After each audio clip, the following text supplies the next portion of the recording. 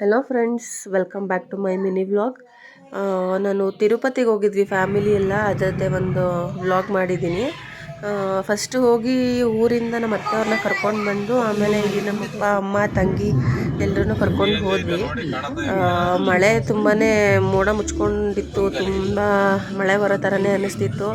ಹೋಗೋ ಟೈಮಲ್ಲಿ ಬಿಸಿಲಿತ್ತು, ಹಿಂದಿನ ದಿನ ಬಿಸಿಲಿತ್ತು, ಬಟ್ ಹೊರಟಿದ್ದ ದಿನ ಮಳೆ ಅಂದರೆ ಮಳೆ.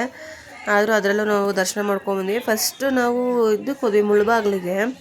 ತಿರುಪತಿಗೆ ಹೋಗೋಕ್ಕೆ ಮುಂಚೆ ಮುಳ್ಬಾಗ್ಲಿಗೆ ಹೋಗಿ ಆಂಜನೇಯ ದೇವರ ದರ್ಶನ ಮಾಡಿಕೊಂಡೇ ಹೋಗಬೇಕಂತೆ.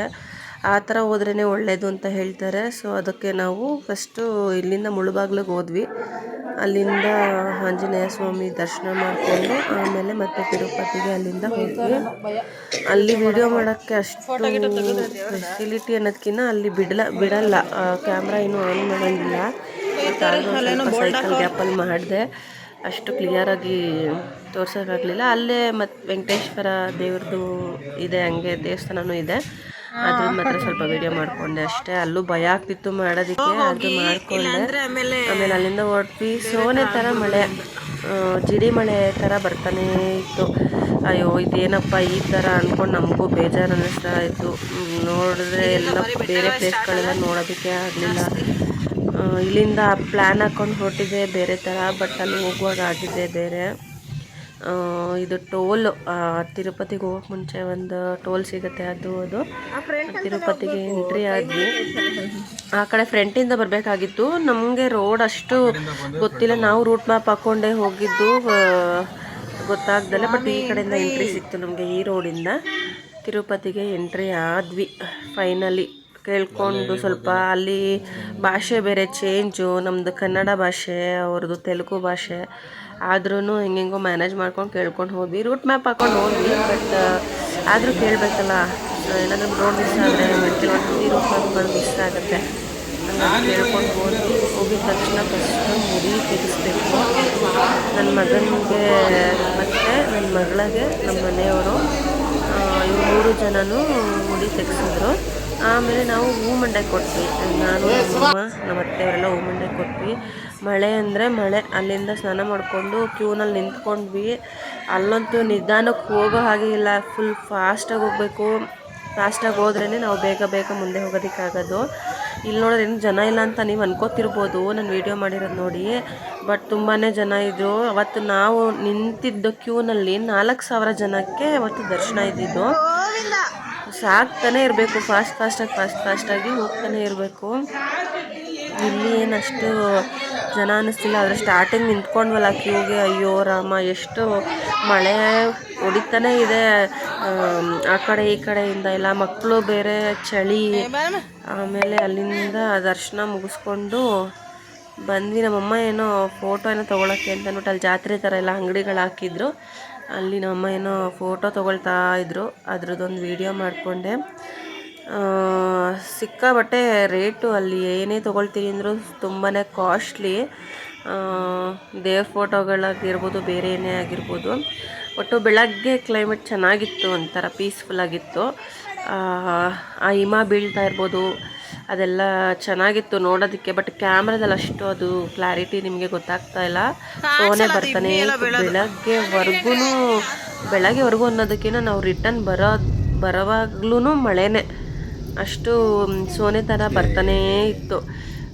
ಇದು ನಾವು ದರ್ಶನ ಮಾಡಿಕೊಂಡು ರಿಟರ್ನ್ ಆಗ್ತಾ ಇರೋದು. ಅಲ್ಲೆಲ್ಲ ನಾವು ಫೋನೆಲ್ಲ ಹ್ಯಾಂಡ್ ಓವರ್ ಮಾಡಿಬಿಡ್ಬೇಕು, ಇಲ್ಲಾಂದರೆ ಕಾರೆಲ್ಲ ಇಟ್ಬಿಟ್ಟು ಹೋಗಬೇಕು.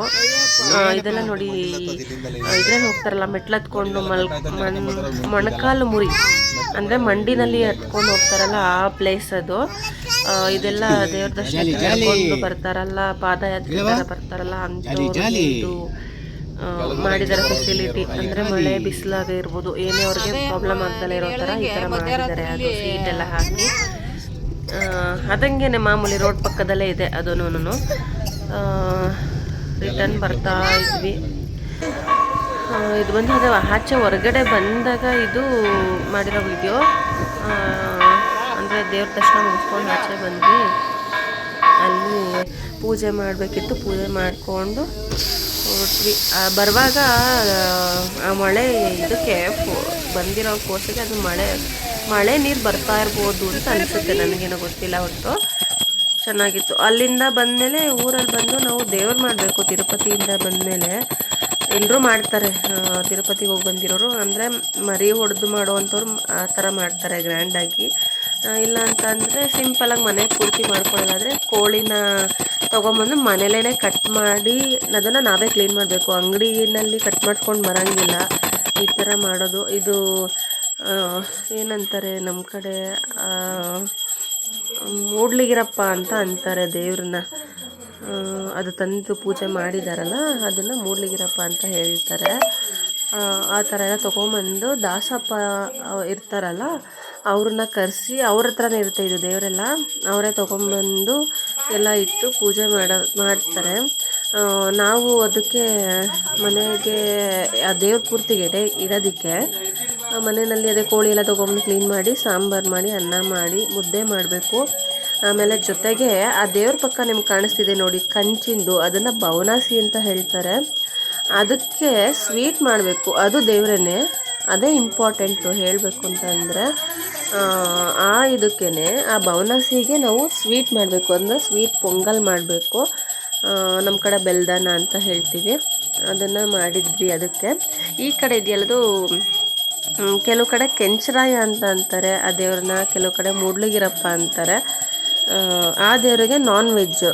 ನಾವು ಅದೇ ಏನಂತ ಹೇಳಿದ್ರೆ ಕೋಳಿ ಎಲ್ಲ ತೊಗೊಂಬಂದು ಕ್ಲೀನ್ ಮಾಡಿದ್ವಲ್ಲ, ಮನೇಲಿ ಕ್ಲೀನ್ ಮಾಡಿ ಸಾಂಬಾರು ಮಾಡಿದ್ವಲ್ಲ, ಅದಕ್ಕೆ ಆ ಅಡುಗೆನ ಈ ದೇವ್ರಿಗೆ ಎಡೆಗಿಡಬೇಕು, ದೇವ್ರಿಗೆ ನೈವೇದ್ಯಕ್ಕೆ ಇಡಬೇಕು. ನಿಮಗೆ ಅದನ್ನು ತೋರಿಸ್ತೀನಿ ರೀ, ಯಾವ ಥರ ಎಡೆ ಇಟ್ಟಿದ್ದೀವಿ ಅಂತ ಹೇಳಿ. ಆ ಎಡೆ ಇಟ್ಟಾದಮೇಲೆ ಇವರು ಪೂಜೆ ಮಾಡ್ತಾರೆ ಎಲ್ಲ.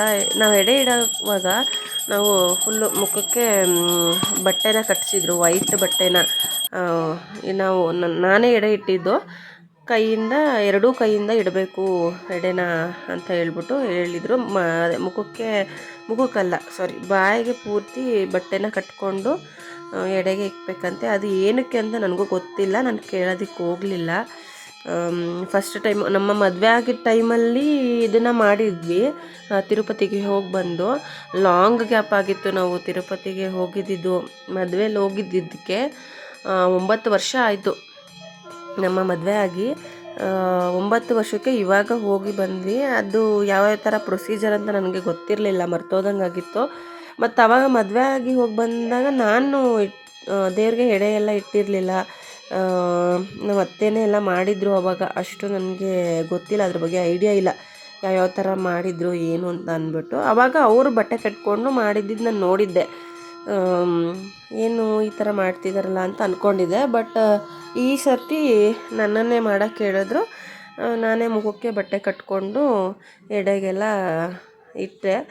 ಆಮೇಲೆ ಅದಾದಮೇಲೆ ಇದನ್ನು ಶಂಕನ ಕೂಗನ್ನ ಹಾಕಿದ್ರು. ಪೂಜೆ ಎಲ್ಲ ಮಾಡಾದ್ಮೇಲೆ, ಎಲ್ಲರೂ ಪೂಜೆ ಮಾಡಿ ಮಂಗಳಾರತಿ ಎಲ್ಲ ಮಾಡಾದ್ಮೇಲೆ ಶಂಕನ ಕೂಗು ಬರುತ್ತೆ, ಶಂಕನ ಕೂಗನ್ನು ಹಾಕಿದರು. ಅದಾದಮೇಲೆ ಅವ್ರು ಇಟ್ಕೊಂಡಿದ್ದಾರೆ ನೋಡಿ, ಅದು ಪಿ ಥರ, ಅದೇನು ಹೇಳ್ತಾರೆ ಅಂತ ಗೊತ್ತಿಲ್ಲ ನನಗೆ. ಅದರಲ್ಲಿ ಕೂಗ್ತಾಯಿದ್ರು, ಅದು ಸೌಂಡ್ ಊದ್ತಾರಲ್ಲ, ಅದು ಸೌಂಡ್ ಮಾಡಿದ್ರು. ಅದು ದೇವ್ರಿಗೆ ಮಾಡೇ ಮಾಡ್ತಾರೆ ಯಾವಾಗ್ಲೂ, ನಾನು ನೋಡಿದ್ದೀನಿ ಆಲ್ಮೋಸ್ಟ್.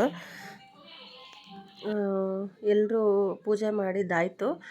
ಅಲ್ಲೇ ಅಕ್ಕಪಕ್ಕದವ್ರ ಜನಗಳನ್ನ ಕರೆದು ಊಟಕ್ಕೆ ಹಾಕಬೇಕು. ಈ ಥರ ಪೂಜೆ ಮಾಡಿದ್ಮೇಲೆ ನಾವು ನಮ್ಮ ಮನೆ ಹತ್ರ ಇರೋರನ್ನ ಒಂದು 5-6 ಜನ ಫ್ಯಾಮಿಲಿಯವ್ರನ್ನ ಕರೆದಿದ್ವಿ ಊಟಕ್ಕೆ ಅಂತ ಅಂದ್ಬಿಟ್ಟು. ಅದು ಆ ಥರ ಊಟಕ್ಕೆ ಹಾಕಿದ್ರೆ ನಮ್ಗೆ ಒಳ್ಳೇದಾಗತ್ತೆ ಅಂತ ಹೇಳಿದ್ರು. ಕೆಲವರು ಬರಲಿಲ್ಲ ಕರೆದವರು, ಕೆಲವರು ಬಂದರು. ಬಂದಷ್ಟೇ ನಮ್ಮ ಪುಣ್ಯ ಅಂತ ನಾವು ಅಂದ್ಕೊಳ್ಬೇಕಷ್ಟೇ. ನಾನು ಹೇಳಿದ್ನಲ್ಲ ಕಂಚಿಂದು ಬವನಾಸಿ ಅಂತ ನೋಡಿ, ಅದು ದೇವ್ರ ಪಕ್ಕನೇ ಇದೆಯಲ್ಲ, ಅದು ಅಂದರೆ ಚೊಂಬು ಟೈಪಲ್ಲಿ ಮಾತ್ರ, ಚೊಂಬು ಅಲ್ಲ, ಅದು ಆ ಟೈಪಲ್ಲಿ ಕಾಣಿಸುತ್ತೆ ಅಷ್ಟೇ ಅದು. ಬಟ್ ಅದೇ ಜಾಸ್ತಿ ಇಂಪಾರ್ಟೆಂಟ್ ಅಂತೆ. ಅದಕ್ಕೆ ನಾವು ಇಲ್ಲಿ ಆ ಬಾಳೆ ಎಲೆ ಮುಚ್ಚಿದ್ದೀನಿ ನೋಡಿ, ಅದು ಅಲ್ಲಿ ನಾನು ಇದನ್ನು ಇಟ್ಟಿದ್ದೀನಿ, ಏನು ಬೆಲ್ದನ ಮಾಡಿ ಇಟ್ಟಿದ್ದೆ. ಎಲ್ಲರೂ ಪೂಜೆ ಮಾಡಿದ್ದಾಯಿತು. ಇವಾಗ ಅವರು ಹೊಡಕ್ಕೆ ಅಂತ ಕಾಯ್ತಾಯಿದ್ರು. ಅಷ್ಟೊತ್ತಿಗೆ ಮನೆ ಬಂದರು, ದೇವ್ರಿಗೆ ಪೂಜೆ ಮಾಡೋಕ್ಕೆ ಅಂತ ಅಂದ್ಬಿಟ್ಟು ಕರೆದಿದ್ವಲ್ಲ, ಬಂದರು. ನನ್ನ ಮಗ ನೋಡಿ ಪ್ರಸಾದನ ತಂದಿರೋದನ್ನು ಮೆತ್ತು ಬಾಯ್ಕೋತಾ ಇದ್ದಾನೆ ತಿನ್ನೋದಕ್ಕೆ ಅಂತ ಅಂದ್ಬಿಟ್ಟು. ಎಷ್ಟು ತಿಂದ ಅವತ್ತು ಅಂದರೆ ಲಡ್ಡುನ ಸಿಕ್ಕಾಬಟ್ಟೆ ತಿಂದಿದ್ದ ಬಿಡಿ. ಅವನೇನು ಬೇಕಾದ್ರೆ ಊಟ ಬೇಡ ಅಂತ ಅದನ್ನೇ ತಿಂತಾನೆ ಪಕ್ಕದವ್ರು ಬಂದ್ರಲ್ಲ, ಪಕ್ಕದ ಮನೆಯವರು, ಅವ್ರಿಗೆ ಮಂಗಳಾರತಿನ ಕೊಡ್ತಾ ಇದ್ದಾರೆ. ಪೂಜೆಗೆ ಬಂದಿದ್ರಲ್ಲ ಅವ್ರಿಗೆ ಅಂತ ಅಂದ್ಬಿಟ್ಟು.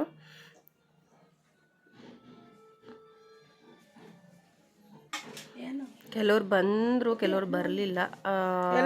ಇವರು ಇರೋಷ್ಟು ಟೈಮಲ್ಲಿ ಬಂದವ್ರಿಗೆ ಇವ್ರು ಕೊಟ್ಟರು. ಆಮೇಲೆ ನೆಕ್ಸ್ಟ್ ಯಾರು ನೀವೇ ಕೊಟ್ಬಿಡಿ ಅಂತ ಹೇಳಿ ಅವರು ಹೊರಟ್ರು. ಯಾಕೆಂದರೆ ಅವ್ರಿಗೆ ಬೇರೆ ಕೆಲಸಗಳಿರುತ್ತಲ್ವ, ಹಾಗಾಗಿ ಅವರು ಹೊರಟ್ರು.